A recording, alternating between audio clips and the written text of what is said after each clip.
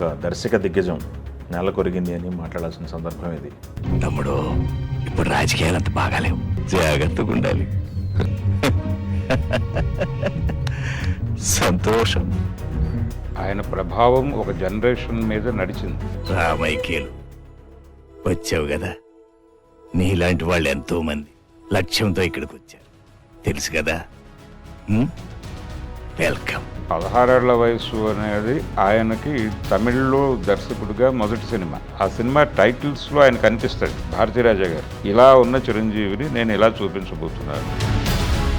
ఆయన మధ్యలో ఒక విచిత్రమైన ప్రయోగం చేశాడు. పల్నాటి పౌరుషంగా చూసాం మనం, కృష్ణరాజు గారితో రీమేక్ చేసిన సినిమా. దాని స్క్రీన్ ప్లే ఇప్పటికీ అది మిస్టరీనే.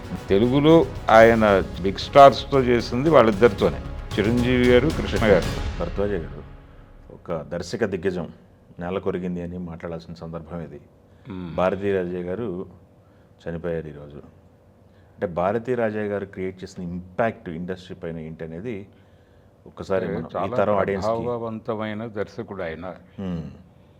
ఆయన ప్రభావం ఒక జనరేషన్ మీద నడిచింది. నిజానికి తెలుగు సినిమా పరిశ్రమతో కూడా ఆయనకు ఒక అనుబంధం ఉంది.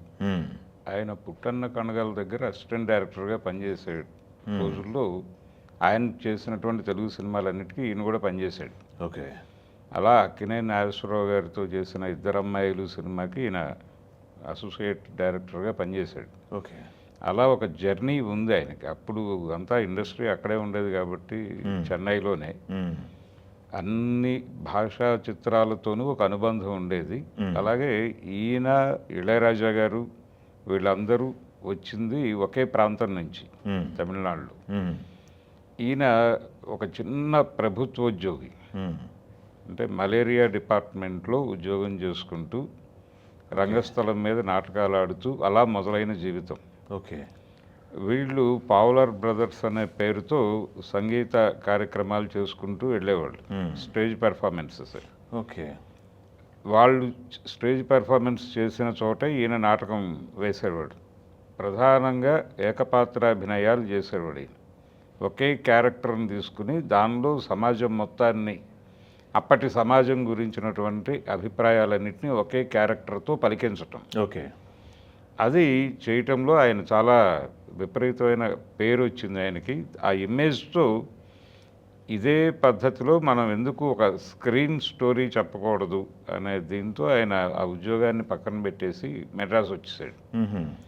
మెడ్రాస్ వచ్చిన తర్వాత ఆయనకు అర్థమైంది ఇక్కడ పోటీ ఏమిటి, ఎలా ఎమర్జ్ అవ్వాలి అనేది అర్థం కాక ఆయన నెమ్మదిగా పుట్టన్న గారి దగ్గర చేరాడు. ఆయన కన్నడ దర్శకుడు. ఓకే. అయితే అప్పుడు ఇండస్ట్రీ అంతా అక్కడే ఉండేది, అందరూ డైరెక్టర్లు అక్కడే ఉండేవాళ్ళు కాబట్టి ఆయనతో ట్రావెల్ మొదలుపెట్టాడు ఈయన. మొదలుపెట్టిన తర్వాత ఆయనకు సినిమా ఏమిటి, కెమెరా ఏమిటి అలా అర్థమవుతున్నటువంటి క్రమంలోనే కണ്ണన్ అని ఒక కెమెరామెన్తో ఈయనకు పరిచయం ఏర్పడింది. ఆయన ఎవరో కాదు, మన భీమ్ సింగ్, ఎన్టీ రామారావు గారితో అనేక సినిమాలు తీసిన భీమ్ సింగ్ గారు ఆయన అన్న కొడుకే. ఓకే. ఆయనతో ఒక పరిచయం వచ్చింది. లేదు, భీమ్ సింగ్ గారి కొడుకే ఆయన, అన్న కొడుకు లోక్ సింగ్. ఓకే. ఇలా వీళ్ళతో ఒక సంబంధం వచ్చింది. కెమెరాతో సినిమాని ఎలా చెప్పాలి అనే దగ్గర వీళ్ళకి ఒక అవగాహన ఏర్పడి ఒక అవకాశం కోసం ఎదురు చూస్తున్న టైంలో వీరికి అప్పుడే సింగర్గా అవకాశాలు వెతుక్కుంటున్నటువంటి ఎస్పి బాలసుబ్రహ్మణ్యంతో పరిచయం. అక్కడి నుంచి వీళ్ళిద్దరూ కలిసి సినిమా కథల మీద చర్చలు జరిపేవాళ్ళు, సినిమా ఎలా ఉండాలి అని. ఈయన ఒక కథ రాశాడు, అది 16 ఏళ్ల వయసుగా తెలుగులో వచ్చింది, 16 వయదులు అని తమిళ్లో వచ్చింది. ఆ కథని మొట్టమొదటి చెప్పింది ఆయన ఎస్పి బాలసుబ్రహ్మణ్యానికి. ఓకే. చెప్పిన తర్వాత ఈ సినిమాని మనమే తీద్దామని చెప్పి ఆయన మొత్తం స్క్రిప్ట్ రెడీ చేసేసుకున్న వీళ్ళు తమిళ్లోనూ తెలుగులోనూ కొంచెం ఎక్కువ బడ్జెట్ అవుతుంది కాబట్టి కన్నడలో చేద్దామని చెప్పి బెంగళూరులో ఒక ఆఫీస్ పెట్టి అక్కడ ప్రయత్నాలు మొదలుపెట్టి ఈయన బంధువు ఇంట్లో పెట్టారు ఆఫీస్ని, బాలసుబ్రహ్మణ్యం గారి బంధువు ఇంట్లో పెట్టిన తర్వాత ఈ ప్రయత్నాలు వర్కౌట్ అవ్వలేదు. ఈ లోపల వీళ్ళకి ఆ తిరుగుడు ఎక్కువైపోయింది. ఇక ఇది లాభం లేదు, మనం అనవసరంగా ఏదో నేల విడిచి సాము చేస్తున్నాం, వచ్చేద్దాం మెడ్రాస్ అని చెప్పి మళ్ళీ షిఫ్ట్ అయిపోయి ఎవరి పనుల్లో వాళ్ళు బిజీ అయిపోయారు. అయిపోయిన తర్వాత కొంతకాలానికి మళ్ళీ ఆయనకి ఎవరో ఒక ప్రొడ్యూసర్ తలుపు కొట్టాడు. తలుపు కొట్టగానే ఈ స్క్రిప్ట్ ఈయన దగ్గర ఉంది. ఆ స్క్రిప్ట్ ఇవ్వమని అడిగితే ఈయన బెంగళూరు వెళ్తే అప్పటికి వాళ్ళు ఇల్లు మారారు. ఓకే. ఆ ఇల్లు మారే క్రమంలో ఇది పారేశారు వాళ్ళు. దాంతో ఏం చేయాలో అర్థం కాక వచ్చి చెప్పాడు ఆయన లేదు అని. ఆయన ఏమీ బాధపడకుండా, అంటే చాలా హర్ట్ అవుతాడేమో కోప్పడతాడేమో అనుకుంటూ వచ్చాడు. ఏం పర్లేదు, మంచికే జరిగింది అది. ఇప్పుడు నేను ఇంకొంచెం కొత్త ఆలోచనలతో రాస్తాను కదా, అది రాసిన రోజుకి ఈ రోజుకి మధ్యలో వచ్చిన గ్యాప్ కొంత అడ్వాంటేజ్ అవుతుంది, కాబట్టి నువ్వేం టెన్షన్ పడక, ఇది మన మంచికే జరిగింది అని చెప్పి ఆయన మళ్ళీ స్క్రిప్ట్ రీరైట్ చేసి వెళ్ళాడు. వెళ్ళి మొత్తానికి ఆ ప్రొడ్యూసర్ని కన్విన్స్ చేసి సినిమా కమల్ హాసన్ని, రజనీకాంత్ని ఇద్దరిని పెట్టి, శ్రీదేవిని హీరోయిన్గా పెట్టి అప్పుడే మొదలైనటువంటి ప్రయాణం ఆవిడది. తెలుగు సినిమా మన ఓ సీత కథని తమిళ్లో రీమేక్ చేశారు ఆయన. ఓకే. బాలచందర్ గారు. ఆ సినిమాలో శ్రీదేవిని చూశాడు ఈయన. చూసి ఈ అమ్మాయి అయితే బాగుంటుంది మనం అనుకున్న క్యారెక్టర్కి అని అక్కడి నుంచి శ్రీదేవిని, ఆ తర్వాత ఈ హీరో క్యారెక్టర్కి మొదటి నుంచి ఆయన కమల్ హాసన్ అని ఫిక్స్ అయి ఉన్నాడు. కమల్ హాసన్తో ఈయనకి సాన్నిహిత్యం ఉంది మొదటి నుంచి. ఎందుకంటే ఆయన హీరాలాల్ గారి దగ్గర డ్యాన్స్ అసిస్టెంట్గా ఉండేవాడు. వీళ్ళందరిది ఒకే ప్రయాణం. ఈ ప్రయాణంలోనే ఈయన వీళ్ళు కూడా భారతీరాజాని నమ్ముకుని మెడ్రాస్ వచ్చేసారు. ఇళయరాజా బ్రదర్స్ కూడా, ఇళయరాజా, గంగయ్య అమరన్, ఇంకొక సోదరుడు, వీళ్ళందరూ కలిసి వచ్చేస్తే వీళ్ళని ఎస్పి బాలసుబ్రహ్మణ్యం గారి దగ్గర ప్లాంట్ చేసింది భారతీరాజాని. ప్లాంట్ చేసి ఆయన కచేరీలు చేసుకునేవాడు అప్పుడు ఎక్కువ. అంటే ఘంటసాల గారు చనిపోయిన తర్వాత రామకృష్ణ వైపు టర్న్ అయింది ఇండస్ట్రీ. టర్న్ అయినప్పుడు బాలసుబ్రహ్మణ్యం గారికి ఉన్నట్టుండి అవకాశాలు తగ్గినాయి. తగ్గగానే ఆయన వెంటనే తన సంపాదన కోసం ఆయన కచేరీల మీద ఆధారపడాల్సి వచ్చింది. ఈ కచేరీల మీద ఆధారపడినప్పుడు ఆయనకి సపోర్ట్ ఆర్కెస్ట్రా కోసం వీళ్ళని అక్కడ పెట్టేసి ఆయనతో ట్రావెల్ అయ్యారు వాళ్ళు. ఆ ఇళయరాజా గారికి ఆయన్ని తీసుకెళ్ళి సినిమా ఇండస్ట్రీలో జీకే వెంకటేష్ గారి దగ్గర అసిస్టెంట్గా పెట్టి అక్కడి నుంచి ఆయనని తీసుకొచ్చి ఈ సినిమాకి మ్యూజిక్ డైరెక్టర్గా పెట్టుకున్నాడు. ఆయన 16 వాయిదీలు పెట్టుకున్నాడు. అందులో సింధూర పువ్వా అనే పాట అద్భుతమైన విజయం సాధించింది. అదే సినిమాని తెలుగులో అంగర్ సత్యం గారు వీళ్ళు తీసుకొని రాజ్యలక్ష్మి బ్యానర్లో తెలుగులో రీమేక్ చేశారు. రాఘవేంద్రరావు గారిని డైరెక్టర్గా పెట్టుకున్నారు. అదే ఆ బ్యానర్కి అదే మొదటి సినిమా. దాంతో వాళ్ళు రాఘవేంద్రరావు గారిని తీసుకున్న తర్వాత ఈయన చంద్రమోహన్ని, మోహన్ బాబుని తీసుకున్నాడు ఆ క్యారెక్టర్స్కి. అదేనండి. అక్కడ కమల్ హాసన్ చేసిన క్యారెక్టర్ ఇక్కడ చంద్రమోహన్, అదే రజనీకాంత్ చేసిన క్యారెక్టర్ మోహన్ బాబు. ఆ సినిమా దగ్గర నుంచి జర్నీ స్టార్ట్ అయింది. గట్టి జర్నీ. 16 ఏళ్ల వయసు అనేది ఆయనకి తమిళ్లో దర్శకుడిగా మొదటి సినిమా. అక్కడి నుంచి భారతీరాజా వైపు ఇండస్ట్రీ ఒకసారి అలా ఉలిక్కిపడి చూసింది. అంటే కొత్త కథ మాత్రమే కాదు, ఆయన నెరేటివ్ స్టైల్ జనాలను విపరీతంగా ఆకట్టుకుంది. అది పెద్ద బీభత్సమైన మలుపులుండినటువంటి కథ ఏమీ కాదు, కానీ ఆయన నెరేట్ చేసిన స్టైల్ కొత్తగా ఉంటుంది. ఓకే, కొత్తగా ఉంటుంది. రెండోది ఆయన టేకింగ్ చాలా అద్భుతంగా ఉంటుంది. అంటే కెమెరాతో కథ చెప్పడం, పొయిటిక్గా కథ చెప్పడం, ఈ రెండు భారతీరాజా గారి స్ట్రాంగ్ పాయింట్స్. దాన్ని చాలామంది దర్శకులు ఇమిటేట్ చేశారు తర్వాత రోజుల్లో. చాలామంది దర్శకుల మీద ఆయన విపరీతమైన ప్రభావాన్ని వేశాడు. రాఘవేంద్రరావు గారి మీద ప్రభావం వేశాడు ఆయన, వంశీ మీద. వంశీ టోటల్గా ఆయన భక్తుడు. అవునా? భారతీరాజా భక్తుడు. ఓకే. అలాగే విశ్వనాథ్ గారు కూడా ఒక్కసారి అలా చూశాడు. అంటే ఆయన పాటలు తీసే పద్ధతి ఇదంతా కూడా చాలా కొత్తగా అనిపించింది ప్రపంచానికి. అలాగే అప్పటి వరకు ఇళయరాజా గారు చేసినటువంటి మ్యూజిక్ ఒక తరహాలో ఉండేది. భారతీరాజా మొదటి సినిమా నుంచి ఆయన, అంటే వాళ్ళిద్దరి మధ్య విపరీతమైన అండర్స్టాండింగ్ ఉండటం వలన తనకి ఏం కావాలో ఆయన కన్వే చేసేవాడు, ఈయన దాన్ని అలా డెలివరీ చేసేవాడు. అది ఒక పల్లెటూరి సొగసు ఉండేది, జానపదం ఉండేది. వాళ్ళ కథల్లో కూడా జానపదపు ఇది ఉండేది, విరుపులు, పల్లె జీవితాలు ఉండేవి, మట్టి వాసన ఉండేది. మన్ వాసన అనే టైటిల్తో సినిమా తీశాడు ఆయన. మట్టి వాసన అనేది టైటిల్. ఓకే. ఆ సినిమానే తెలుగులో మంగమ్మ గారి మనవడు అని రీమేక్ చేసాం మనం. ఓ. ఈ మంగమ్మ గారి మనవడికి ఆయన మన్వాసనయ్య అనే సినిమా మాతృక. ఓకే.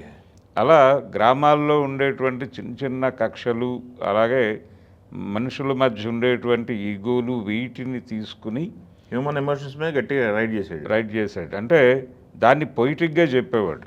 ఆ చెప్పే స్టైల్ చాలా కొత్తగా ఉండేది. అందుకని ఆ తరహా సినిమాలు తీసుకున్నాడు ఈయన అని చెప్పి పల్లెటూరి సినిమాలకి బ్రాండ్ అంబాసిడర్ భారతీరాజా అనే వాతావరణం వచ్చింది ఒక టైంలో. వచ్చినప్పుడు ఇమ్మీడియట్గా ఒక టర్న్ తీసుకుని ఆయన ఈ తెలుగులో 70 వచ్చినటువంటి ఎర్ర గులాబీలు అనే సినిమా అది తీశాడు. అది ఒక సెన్సేషన్ హిట్ కదా. అది సెన్సేషనల్ హిట్ మాత్రమే కాదు, కమల్ హాసన్కి ఒక యాక్షన్ హీరో ఇమేజ్ తీసుకొచ్చింది. అంటే నిజానికి విలనిష్ హీరో అందులో ఆయన విలనే. ఆయన క్యారెక్టర్ అంటే అది ఒక సైకో క్యారెక్టర్. ఒక లవర్ బాయ్గా మొదలుపెట్టి ఫైనల్గా తనే చేస్తున్నాడు ఈ హత్యలన్నీ అని కంక్లూడ్ అవుతుంది. ఆ కథని ఒక రకంగా సౌత్ ఇండియన్ స్క్రీన్ మీద చెప్పడం సాహసమే. ఓకే. అప్పటికి కమల్ హాసన్కి ఉన్నటువంటి లవర్ బాయ్ ఇమేజ్ దానికి మొత్తంగా భిన్నమైనటువంటి కథ. జనాలు ఎలా రిసీవ్ చేసుకుంటారో తెలియదు. సినిమా రిలీజ్ అయింది, జనాలు విపరీతంగా కనెక్ట్ అయ్యారు.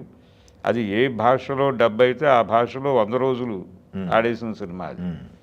కెఎస్ రామారావు గారు తెలుగులో ఆ సక్సెస్ఫుల్ డబ్బింగ్. అంతకుముందు పుట్టన్న గారి సినిమా ఒక కన్నడ సినిమాని తెలుగులో డబ్ చేశాడు ఆయన. ఆ తర్వాత డబ్ చేసి అది పెద్దగా ఆడలా, అదేలేదు, కొద్దిపాటి నష్టాలతో బయటపడ్డాడు. ఆయన మొదటిసారి సక్సెస్ చూసింది ఎర్ర గులాబీలు సినిమాతోనే. ఎర్ర గులాబీలు తెలుగులో కూడా విపరీతంగా ఆడేసింది. పర్టికులర్గా మ్యూజికల్ హిట్ అది. ఆ పాటలన్నీ విపరీతంగా అందరూ ఆడియన్స్కి కనెక్ట్ అయిపోయినాయి. ఇలా ఆయన ఎటువంటి కథ అయినా చేయగలడు అని ప్రూవ్ చేసుకున్న సందర్భం ఎర్ర గులాబీలు అని. ఆ తర్వాత ఇంకొక టర్న్ టిక్ టిక్ టిక్ అని తీశాడు. అది కమల్ హాసన్తోనే. ఓకే. ఆ సినిమా ఒక చిన్న సైజు హాలీవుడ్ సినిమా లాగా ఉంటుంది. ఇప్పుడు చూసినా కొత్త అనుభూతి కలిగించే సినిమా అది. ఓకే. అంటే అందాల పోటీలు నిర్వహించడం ప్రపంచవ్యాప్తంగా, ఆ అందాల పోటీలకి ఎంపిక చేసేటువంటి అమ్మాయిలను వివిధ దేశాల నుంచి పంపుతూ ఆయా దేశాల్లో నుంచి స్మగుల్ కావాల్సిన వస్తువుల్ని వాళ్ళ బాడీలోనే ఇంప్లాంట్ చేసి పంపించడం అనే ఐడియా. అది ఒక్కసారి షాక్ చేసింది ప్రపంచాన్ని. ఏమిటిది ఇలా ఆలోచిస్తున్నాడు ఈయన అని. అలాంటి షాకింగ్ సినిమాలు తీయటం అనేది ఆయనకే చెల్లింది.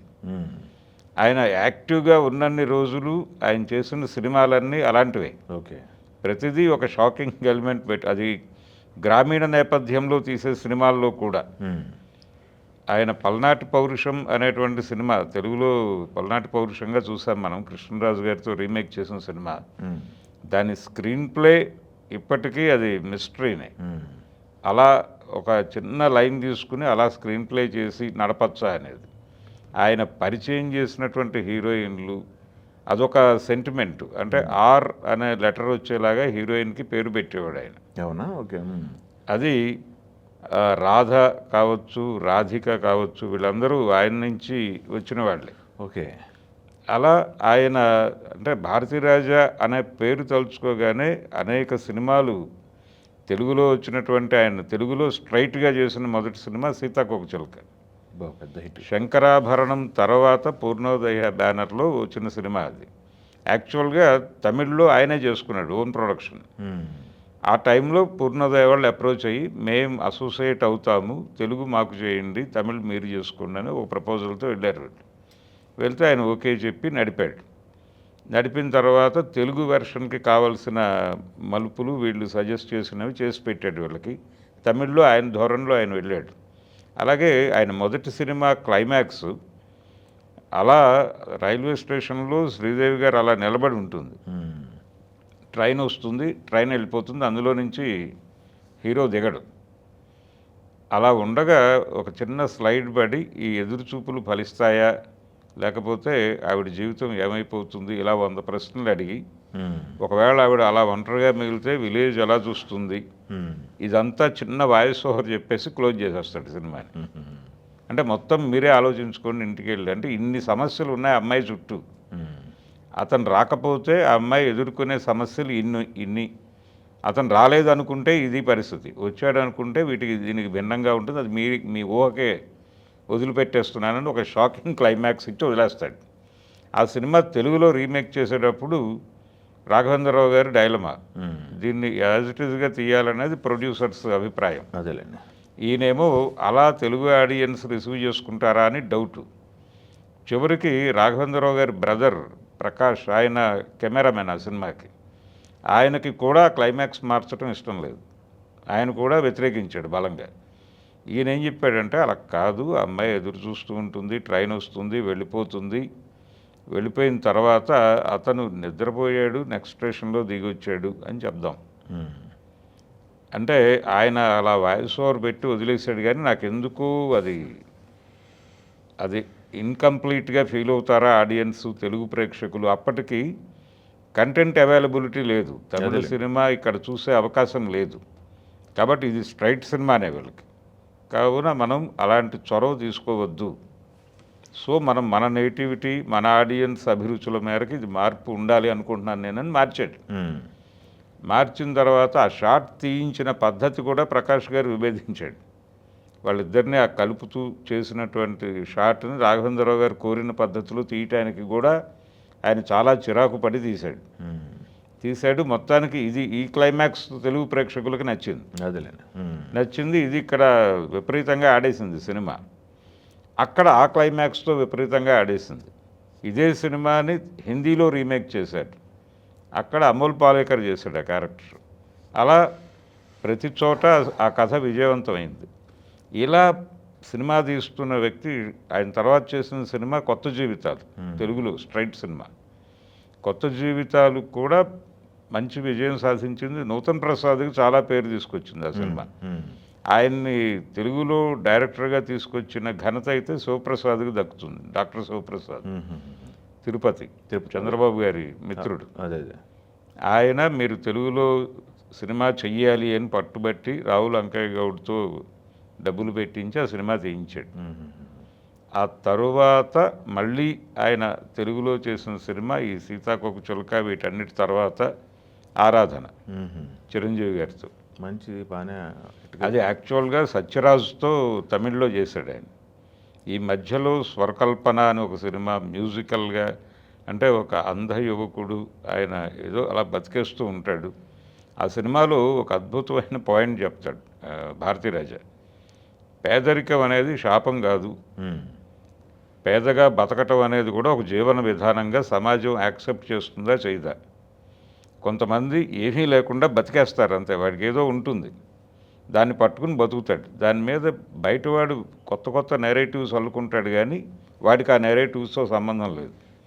వాడి జీవితంలో వాడు అద్భుతమైన కంఫర్ట్. కోటి రూపాయలు లేకపోతే 1000 కోట్లు ఉన్నవాడు ఎంత ఆనందంగా జీవిస్తున్నానని అనుకుంటాడు, ఏమీ లేకుండా వాడు కూడా అంతే ఆనందంగా జీవిస్తున్నానని అనుకుంటాడు అని ఒక పాయింట్ తీసుకుని దాన్ని మ్యూజిక్ని డ్యాన్స్ని మిక్స్ చేసి స్వరకల్పన ఒక అద్భుతమైన సినిమా తీశాడు. తీసి అది రాధ యాక్ట్ చేసింది అందులో. యువతల క్యారెక్టరు వేరే ఒక కొత్త ఆర్టిస్ట్తో చేయించాడు. అది మ్యూజికల్గా విపరీతంగా నడిచింది ఆ సినిమా, తెలుగులోను అలాగే తమిళ్లో కూడా. ఆ తర్వాత చిరంజీవి గారికి ఏంటంటే ప్రతి డైరెక్టర్తోనూ సినిమా చేయాలి అనే కోరిక. ఆ క్రమంలో ఇది ఆరాధన సినిమా సత్యరాజుతో తమిళ్లో చేశారు. అదే సినిమాని యాజ్ ఇట్ ఈజ్గా ఈయనతో రీమేక్ చేశారు చిరంజీవితో. ఆ సినిమాకి ఒరిజినల్ ప్రొడ్యూసరు కాట్రగడ్డ మురారి గారి బంధువు. ఆయన మొదలుపెట్టి ఇప్పుడు అమెరికాలో ఉన్నాడు ఆయన. మొదలుపెట్టి కొంత సినిమా అయిన తర్వాత అది గీతా ఆర్ట్స్కి మారింది. మారి అరవింద్ గారు కంప్లీట్ చేశాడు ఆ సినిమాని. కంప్లీట్ చేసి రిలీజ్ చేశారు. అది మ్యూజికల్గా చాలా పెద్ద హిట్. కాకపోతే చిరంజీవి గారికి అప్పటికున్న ఇమేజ్కి కొంచెం ఇబ్బంది పెట్టింది ఆ సినిమా. అది ఆ సినిమా టైటిల్స్లో ఆయన కనిపిస్తాడు, భారతీరాజా గారు కనిపించి చిరంజీవి అప్పుడు చేస్తున్నటువంటి సినిమా క్లిప్స్ చూపిస్తూ ఇలా ఉన్న చిరంజీవిని నేను ఇలా చూపించబోతున్నాను అని చెప్పి ఆ సినిమా గెటప్ చూపిస్తాడు. ఓకే. చూపించి ఈ చిరంజీవితో మీరు సినిమా చూస్తున్నారు అని చెప్పి మొదలవుతుంది సినిమా. ఓకే. ఆయన కണ്ണన్ ఇద్దరు కూర్చుని ఈ కథ ఇలా ఉండబోతోంది అని ఆడియన్స్ని ప్రిపేర్ చేస్తారు. ఎన్ని సినిమాలు చేశారు సార్ తెలుగులో? దాని తర్వాత మళ్ళీ ఆరాధన తర్వాత కృష్ణ గారితో సినిమా చేశాడుగా జమదగ్ని అనే టైటిల్తో, అది కూడా ఆడేసింది. దానికి కూడా ఇళయరాజా గారే మ్యూజిక్. ఆయన దాదాపుగా చేసిన సినిమాలన్నిటికీ ఇళయరాజా గారే మ్యూజిక్. చివరిలో వాళ్ళ అబ్బాయితో చేసిన సినిమాకి రెహమాన్ని తీసుకున్నాడు ఆయన. అప్పటి వరకు ఆయన యాక్టివ్గా సినిమాలు చేసినంత కాలం అదే. అయితే ఆయన మధ్యలో ఒక విచిత్రమైన ప్రయోగం చేశాడు. అంటే ఒక గ్రామ పెద్ద మనసులో వెలితి ఉంటుంది. అంటే మ్యారేజ్ అవుతుంది, వయసు పెరుగుతుంది, ఊళ్ళో చాలా బాధ్యతలు ఉంటాయి ఆయనకి. కానీ ఆయన మనసులో ఒక మ్యూజికల్ కంపానియన్షిప్ దొరకలేదు తనకి అనేటువంటి ఒక వెలితి ఉంటుంది. ఆ వెలితిని అలా ఫీల్ అవుతూనే ఆయన బతికేస్తూ ఉంటాడు. ఉన్నట్టుండి ఒక అమ్మాయి, ఒక 18-20 సంవత్సరాల మధ్య వయసులో ఉన్న అమ్మాయి, ఈయన టేస్ట్కి అనుగుణమైనటువంటి అమ్మాయి. ఆయనకి 50 దాటిపోయి ఉంటుంది. ఈ అమ్మాయి అప్పుడే 20లోకి ప్రవేశిస్తూ ఉంటుంది. వీళ్ళిద్దరి మధ్య ఒక అభిరుచి కలుస్తుంది. కలిసిన తర్వాత ఇలాంటి అమ్మాయి కోసం కదా మనం జీవితాంతం వెతుకుతోంది అని ఈయన అనుకుంటాడు. ఆ అమ్మాయికి కూడా తన ఎక్స్పీరియన్స్లో తను ఫీల్ అవుతున్న ఫీలింగ్స్ని ఫీల్ అయ్యేటువంటి అదర్ క్యారెక్టర్ కనిపించదు. ఈయన కనెక్ట్ అవుతాడు. వీళ్ళిద్దరి మధ్య ప్రేమ ఉంది అని ప్రపంచం అనుకుంటూ ఉంటుంది, ఏదో రిలేషన్ ఉంది అని. అది మొదల్ మర్యాద అని తమిళ్లో తీశాడు శివాజీ గణేశన్, రాధా. తెలుగులో ఆత్మబంధువు అనే పేరుతో రిలీజ్ అయింది, అది 70. ఆ సినిమా చాలా పెద్ద హిట్. అది ఓకే, చాలా పెద్ద హిట్టు. నిజానికి శివాజీ గారు ఆ క్యారెక్టర్ చేయటానికి అంగీకరించడం, దానిలో ఉన్న ఎమోషన్స్ని ఆయన కాబట్టే పలికించాడు. చాలా వింతగా అనిపిస్తుంది కథ, అది నడిచే పద్ధతి చాలా కొత్త స్టైల్లో ఉంటుంది. ఒక రకంగా దాదాపు అలాంటి ఆలోచనతోనే మేఘ సందేశం అనే కథ కూడా రూపొందింది. ఓకే. అంటే మ్యారేజ్ అయ్యే టైంకి వాళ్ళు ఏదో అక్కడికి రాజీ పడతారు, కానీ ఆ తర్వాత వాళ్ళల్లో ఉండేటువంటి కొన్ని ఎలిమెంట్స్ వెతుకుతూ ఉంటాయి. ఇంకొక మనిషి ఎవరైనా ఉన్నారా అని ఆ వెతుకుతున్నప్పుడు అవతల వాళ్ళు కనెక్ట్ అయితే వీడి మనసులో ఏర్పడే క్రైసిస్ ఏమిటి అనేదే పాయింట్. ఓకే. ఈయన ఒక స్టైల్లో నేరేట్ చేశాడు అదే పాయింట్ని. దాసరి గారు ఒక పద్ధతిలో నడిపాడు. అక్కడ ఊరి పెద్దే నాగేశ్వరరావు గారు, ఇక్కడ శివాజీ ఊరి పెద్దే. అలా సిమిలర్ ఆలోచనలతో వచ్చిన సినిమాలు ఆ రెండు. కానీ భారతీరాజా గారు హిట్ కొట్టాడు. దాసరి గారి సినిమా యావరేజ్గా వెళ్ళిపోయింది. కాకపోతే మ్యూజికల్గా హిట్ అది. ఇది కూడా మ్యూజికల్ హిట్టే. ఇక్కడ ఇళయరాజా, అక్కడ రమేష్ నాయుడు నిలబడ్డారు ఆ సినిమాలకి. ఓకే.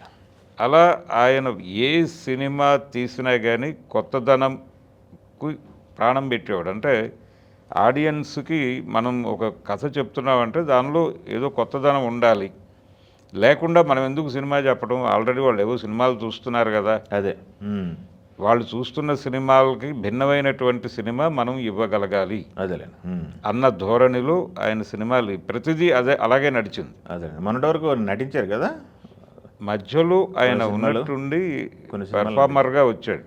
అంటే ఆయన శిష్యులే ఆయన అడిగారు, ఫలానా క్యారెక్టరు మీరు చేస్తే బాగుంటుంది అని వెళ్ళి అడిగిన సినిమాలు ఆయన చేశాడు.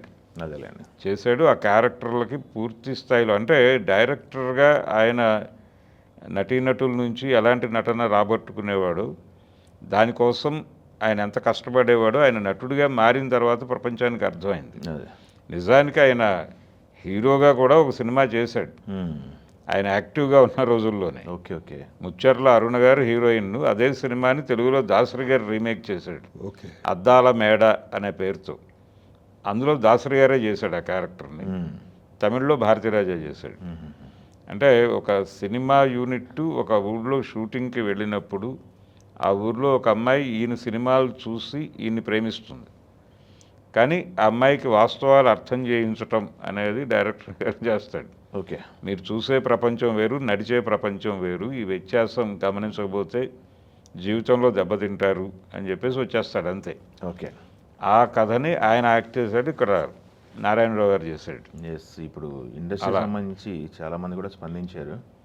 అవును, అంటే కొత్త ఆలోచనలతో ఒక జనరేషన్, అది ఆయన సినిమాలు చాలామంది దర్శకుల మీద, రాఘవేంద్రరావు గారి మీద ఆ ప్రభావం ఖచ్చితంగా ఉంది.